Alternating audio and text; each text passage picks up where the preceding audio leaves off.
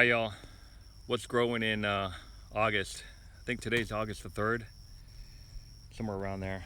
But I'm going to show you all what the garden looks like. I've been out for a couple weeks, had to travel on business. So there's the pond. It kind of rained. But this is what's growing. Weeds. Gotta be careful walking in here.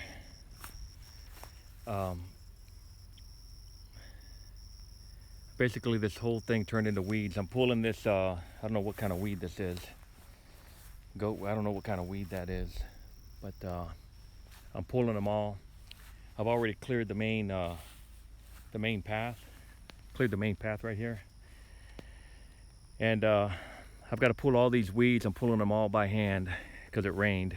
And I've got to get the tractor running. I already got the tire installed.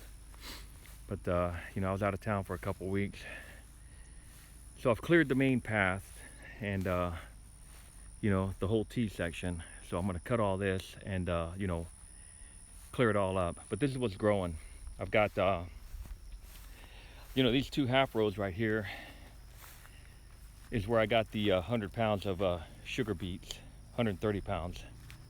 And you can see where something's coming up right there. This looks like a daikon radish right here coming back up. See that? Daikon radish is sprouting. And there's the sugar beets right there. See how the critters ate them? But the key point here is that you know, they got dried up in the sun and they're coming back. And there's some more sugar beets right here. See that? And I don't know what that is. More sugar beets. But I got 130 pounds from just this small little area right here that I harvested. And I didn't know what to do with it, but I turned them into smoothies.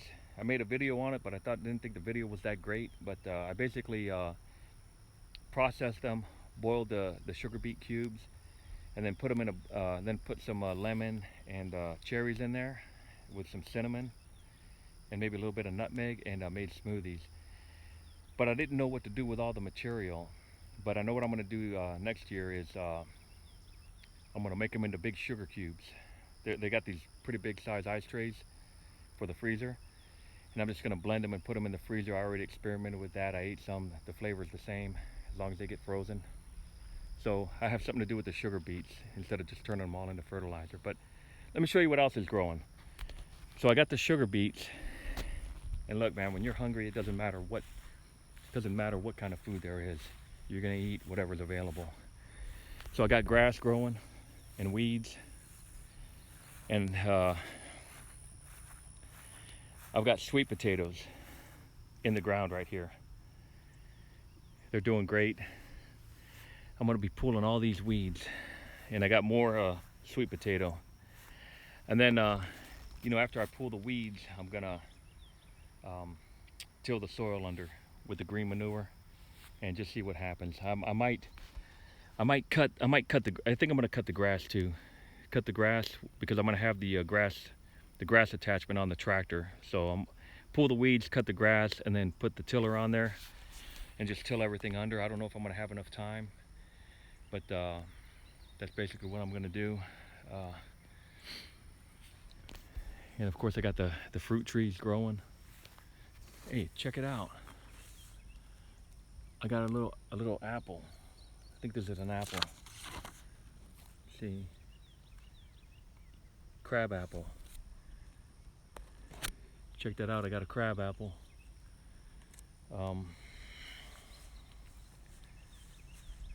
Peach trees don't look too good. And what's this?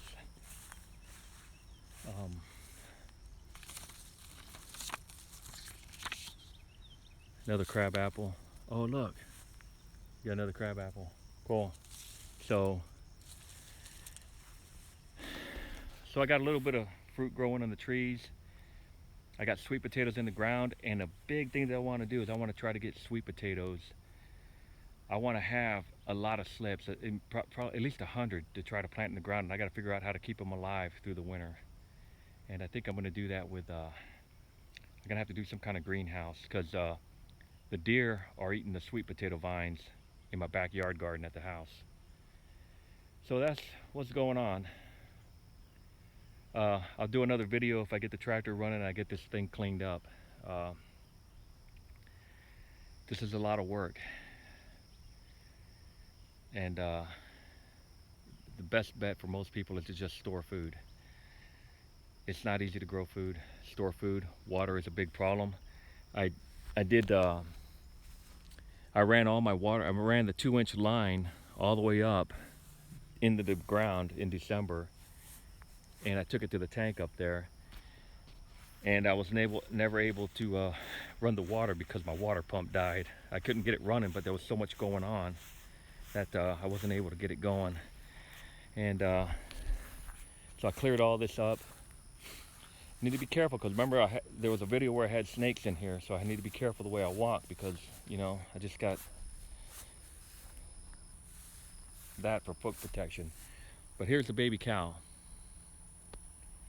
And let me walk in here, hang on. You see why now I had the big pass, 6-foot pass, that way I could run the tractor right through here. And I have a perimeter. Got a neighbor that moved in. But yeah, that way I could just run that tractor straight through. And I'll have a perimeter to go all the way around the land, the garden area. That's why it's important to have a perimeter. You know, this is a half-acre garden, so you want to have a walking perimeter to go all the way around. And you can use that green manure when you cut the grass as a fertilizer. Compost it and turn it into fertilizer. And here's the baby cow. We named her Surprise because we didn't think the cow was pregnant that had it. And the cow that had her was down there.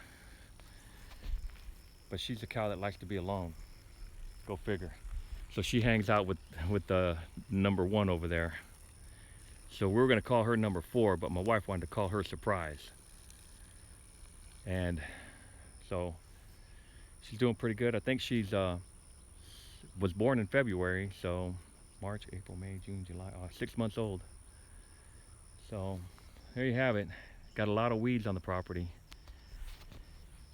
You got to have a tractor that runs. If you got land, you need a tractor. There's no way around it. All right, so I'll give an update if I get it going and I get this stuff cut and prepared. I don't know what time it is right now, but it's probably like 11 o'clock. See y'all later.